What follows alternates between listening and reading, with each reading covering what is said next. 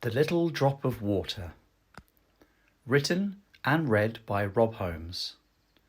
Illustrated by Bailey Gua. As the dawn melted away the darkness, and the sun appeared once again over the top of the mountain, the first rays of sunshine shone on the little drop of water, illuminating it like a sparkling diamond. The little drop of water looked around. It all seemed so new, so fresh. What was this place? It was all so... He didn't have any words for it. Whatever it was more beautiful than words could express. This moment seemed to last for an eternity until he noticed another drop of water looking at him. "Who are you?" he asked. "I am your mother," said the other drop of water. "What's a mother?" he inquired with a puzzled look. "Someone who loves you very much," she said with a warm smile. "I'm not sure what love is," he said, "but it feels good." They just sat and looked at each other for a while.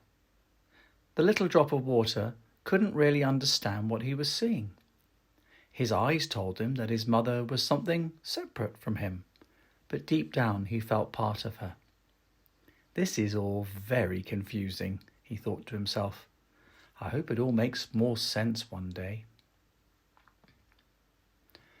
As the day unfolded, the little drop of water's mother taught him all sorts of interesting things. She said he was made of something called water, that they were sitting on something called a flower, and that the flower was growing in something called soil, which was sitting on top of something called a mountain.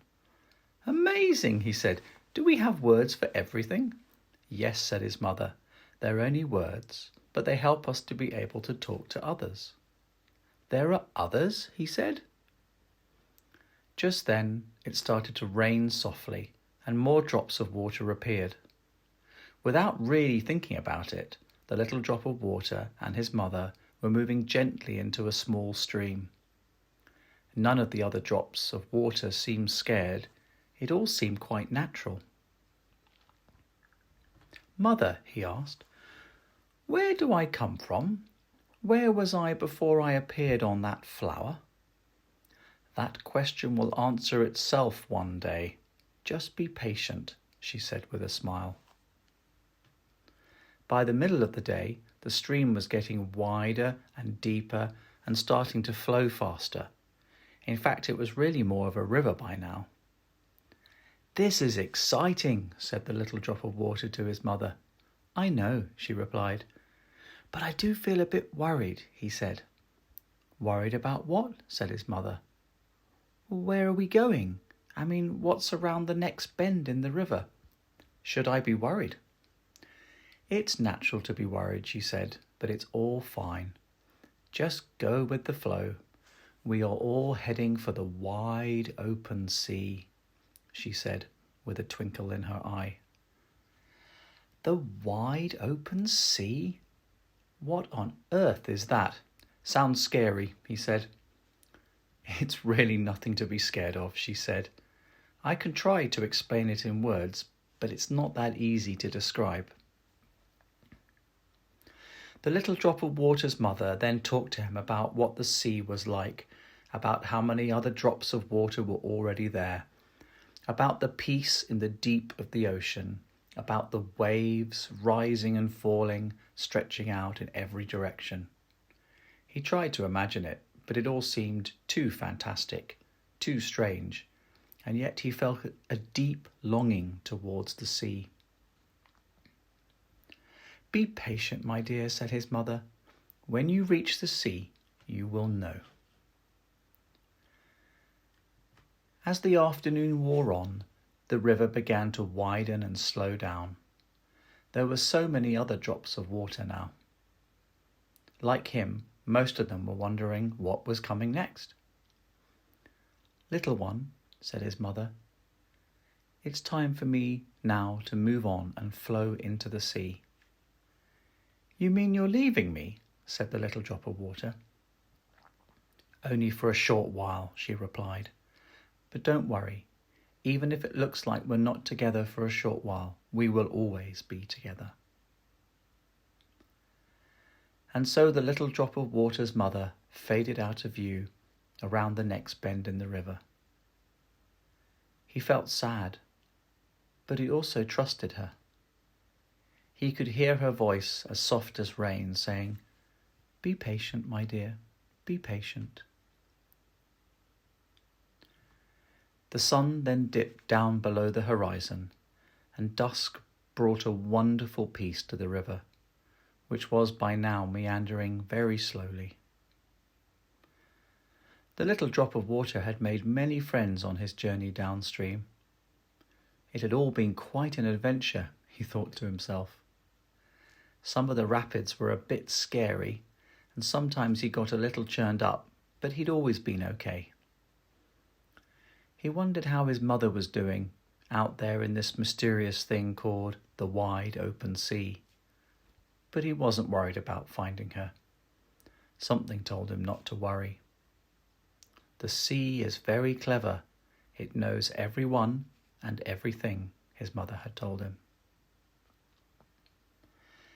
And so the time had come. The river was just a few seconds away from reaching the sea. The little drop of water thought he would be scared at this moment, but actually he wasn't scared at all. He felt a deep, deep sense of peace. He had not felt that amount of peace since his first moments on the top of the mountain. That seemed like a long time ago, and yet the time had gone past in the blink of an eye. He flowed silently into the deep and peaceful sea.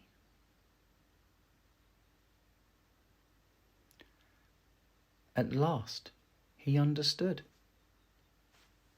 No wonder his mother couldn't explain this. There were not enough words. There were no words. He was home. And in that moment, he realized he'd never really left home. He'd been part of the sea all the time, all part of something his mother called water.